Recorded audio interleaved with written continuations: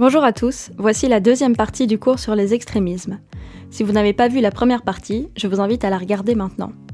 Prenez votre cours à la page 5. Il a soit été distribué en classe, soit est dispo dans Teams, comme expliqué dans la première vidéo. Vous aurez besoin de mettre parfois sur pause pour pouvoir noter ou souligner les éléments importants et les réponses aux questions. Nous avons vu l'URSS communiste, maintenant nous changeons de pays et d'idéologie en s'embarquant vers l'Italie fasciste. La troisième partie du cours concernera l'Allemagne nazie. Le fascisme se prononce comme ça car en italien, S et C se prononcent ch. Pour découvrir le fascisme, on va commencer par observer 4 documents.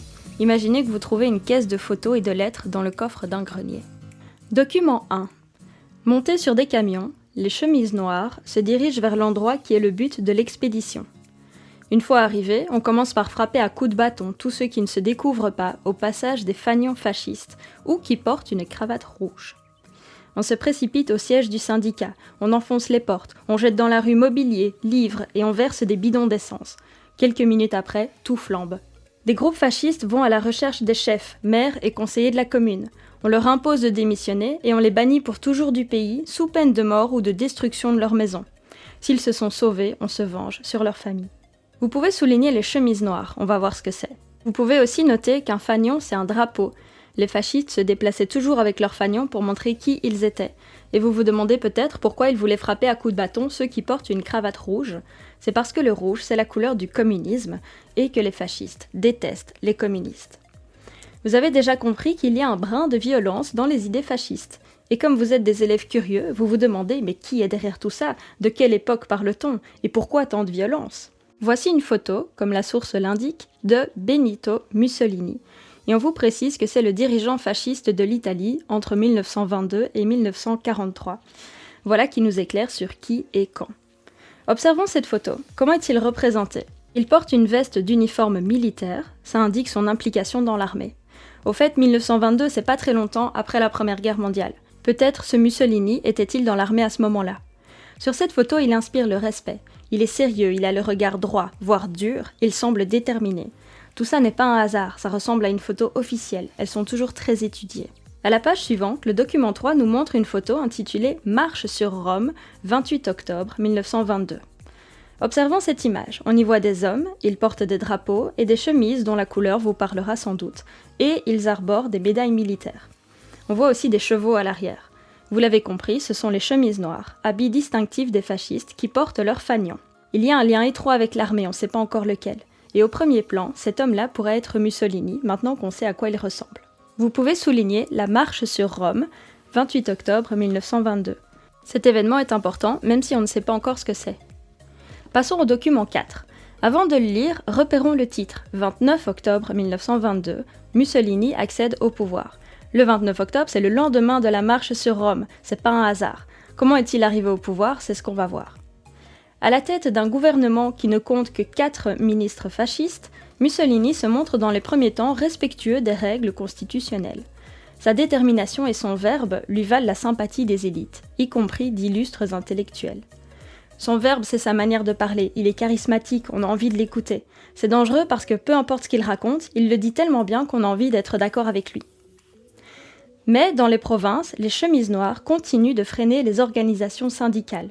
La fête du travail du 1er mai est supprimée. La grève est enfin interdite. Et en novembre 1922, la Chambre des députés et le Sénat votent les pleins pouvoirs à Mussolini pour 1 an. On va vers l'installation d'une dictature totalitaire d'un nouveau genre qui durera jusqu'en 1943. Vous soulignez que c'est le 29 octobre que Mussolini accède au pouvoir. Ensuite, vous soulignez l'importance des chemises noires, de la fête du travail qui est supprimée, de la grève qui est interdite. Ensuite, retenez que Mussolini reçoit les pleins pouvoirs. Dans le dernier paragraphe, soulignez la dictature totalitaire. On avait également parlé de ce concept dans la partie sur l'URSS. Les libertés sont limitées, le régime fonctionne avec la terreur, il y a parfois des camps de travail, il y a une police militaire, une lourde propagande pour manipuler la population dès l'école, un leader chef du peuple, une économie étroitement surveillée, etc. Une phrase qui résume bien la situation, c'est « Dans un régime totalitaire, tout ce qui n'est pas interdit est obligatoire. Soit tu ne peux pas, soit tu dois. Il n'y a pas de liberté. » Voyageons à la page suivante et répondons aux questions. N'oubliez pas de mettre sur pause pour avoir le temps de noter. Première question, que font les chemises noires? On a cru comprendre grâce aux documents qu'elle circule en Italie pour imposer les idées fascistes par la force, coups de bâton, incendie, etc., avec violence si nécessaire. Ensuite, je vous demande d'où viennent les chemises noires, qui sont ces gens ? Je tape chemise noire fascisme dans mon moteur de recherche, il faut ajouter fascisme sinon on va me proposer des soldes chez des vêtements hommes. Je tombe assez vite sur Wikipédia qui me parle bien des chemises noires en Italie et qui me dit exactement ce que je cherche. Ces groupes étaient principalement constitués d'anciens soldats démobilisés, d'ouvriers, de paysans, d'aristocrates, de chômeurs et de jeunes bourgeois. Ce sont eux qui ont permis l'accession de Mussolini au pouvoir lors de la marche sur Rome. Ça alors, ça correspond à tout ce que j'ai appris jusque-là. Je vois aussi qu'en seulement 3 ans, ils sont passés de 17 000 à 700 000. Ils se sont multipliés par beaucoup, on n'est pas au cours de maths. Je vois aussi qu'Internet confirme qu'ils donnaient des coups de bâton et utilisaient les incendies, et qu'ils sont carrément comparables aux nazis, même si le nazisme arrive un peu plus tard. Donc je comprends que les nazis, c'est possible qu'ils se soient inspirés des fascistes italiens.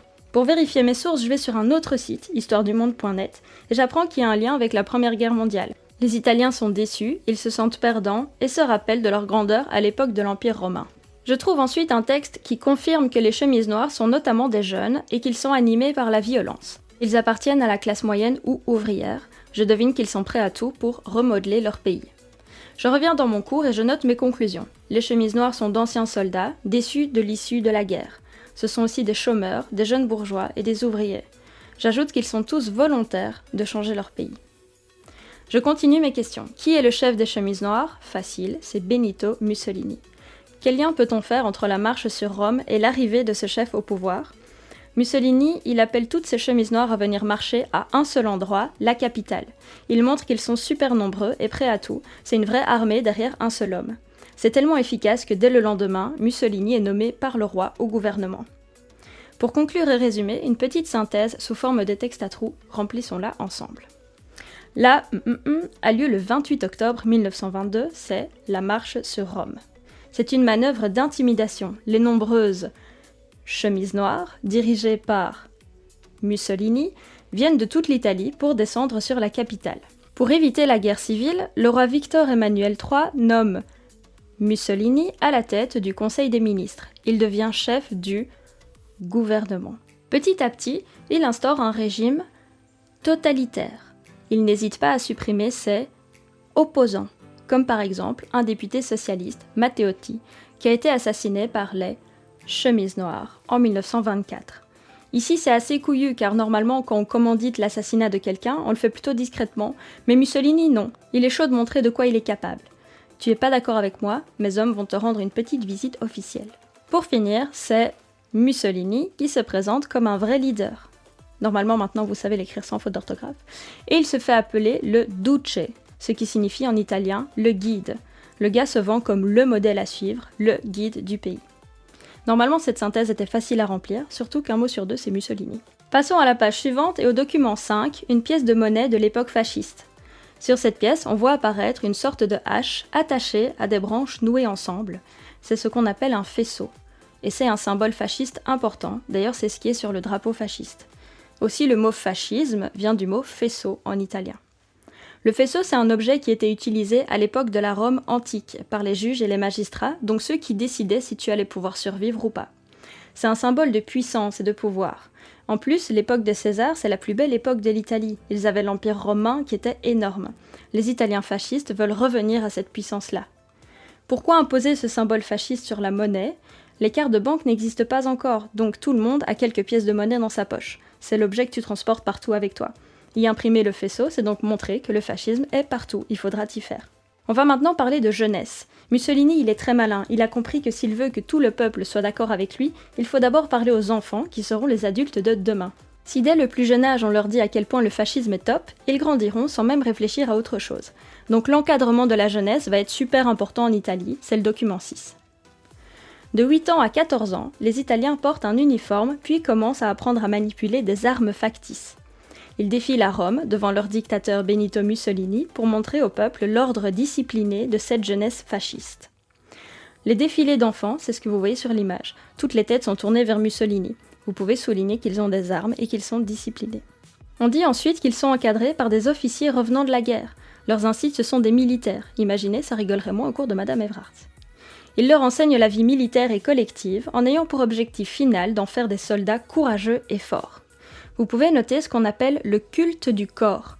On va expliquer aux petits Italiens que le peuple italien est le meilleur. C'est déjà du racisme, la race italienne est bien meilleure que les autres. On est fort, on est des athlètes, des travailleurs, mais aussi on est des beaux gosses et nos femmes sont les plus belles. Vous connaissez peut-être le film La vie est belle, un film cultissime sur le thème de la Deuxième Guerre mondiale qu'on montre souvent dans les écoles.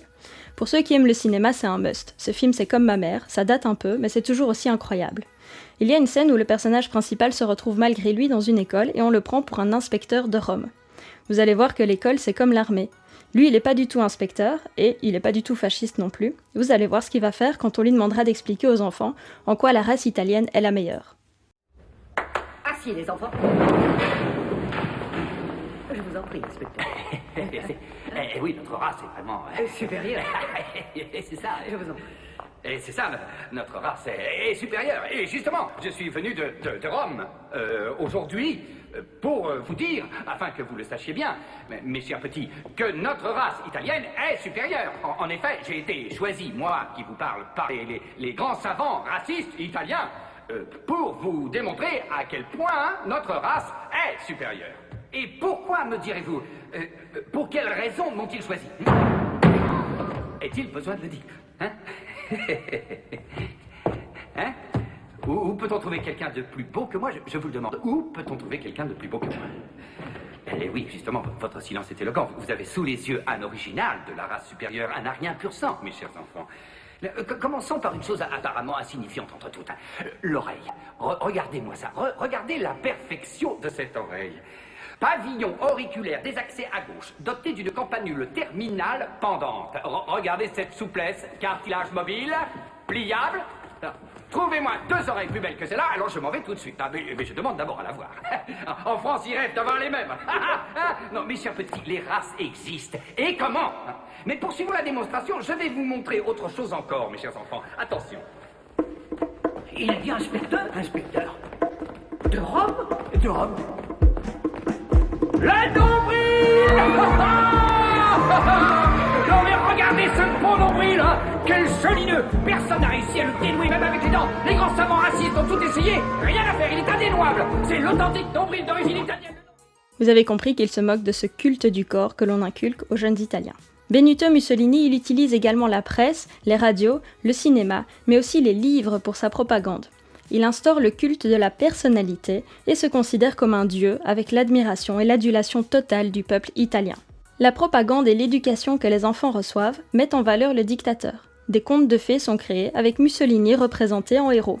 Aussi, les couvertures de magazines sont un moyen de propagande utilisé par Mussolini pour renvoyer une vision positive de la jeunesse italienne. Si contre, vous avez justement une couverture de magazine montrant un jeune engagé, droit et fier, qui regarde au loin avec courage.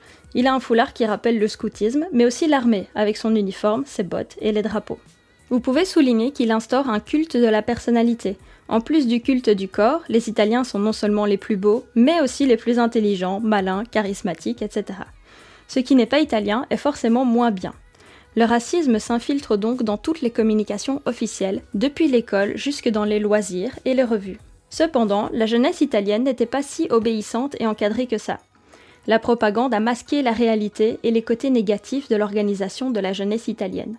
Les jeunes n'étaient pas disciplinés, comme le disaient les affiches ou bien les livres. Vous pouvez souligner que la propagande a masqué la réalité. L'organisation les a préparés à être de vrais soldats, tout en leur apprenant les règles de la vie strictement. La propagande a été utilisée pour accentuer cet encadrement en cachant les problèmes rencontrés par l'organisation, afin que le fascisme reste un mouvement idéal et structuré. Vous voyez sur l'image des jeunes garçons paradant en uniforme. Le garçon au premier plan paraît particulièrement fier d'être là. Vous pouvez souligner plusieurs choses dont on a déjà parlé, ainsi que le mouvement idéal. Il y a tellement de règles que le fascisme ne peut être que propre et droit.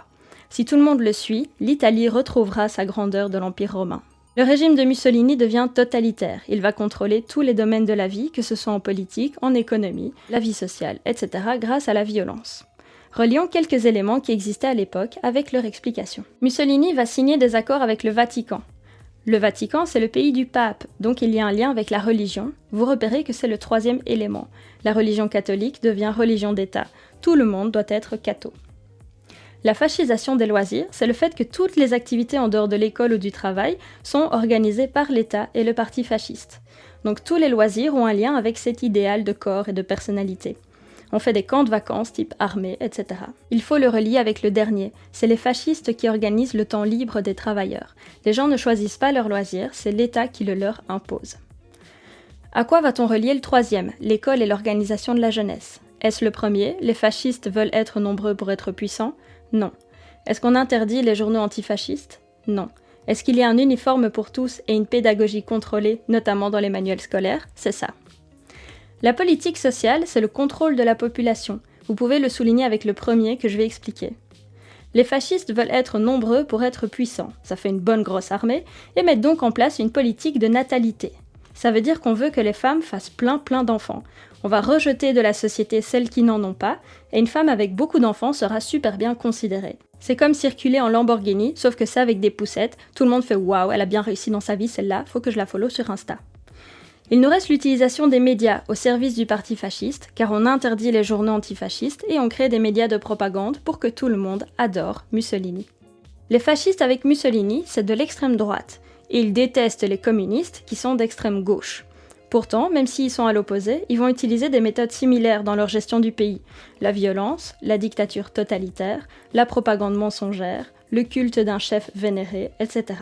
D'ailleurs, ils ne seront pas les seuls à faire ça. Les idées et les méthodes fascistes sont nées en Italie, mais d'autres pays vont suivre le mouvement en Europe. On utilise le terme fascisme pour parler d'autres régimes dictatoriaux de l'entre-deux-guerres, le franquisme en Espagne, le régime de Vichy en France. Voilà d'ailleurs une pièce de monnaie avec le visage du chef d'État, Pétain, et sur le verso le même symbole que les fascistes italiens, c'est-à-dire le faisceau, ce tas de bâtons attachés entre eux et formant une hache inspirée de l'Empire romain, et le national-socialisme, c'est-à-dire le nazisme en Allemagne. Voilà une photo qui montre que là aussi, les enfants sont embrigadés dès le plus jeune âge dans une éducation type armée au service du pays. Pour les extrêmes, que ce soit extrême gauche ou extrême droite, on trouve des éléments en commun.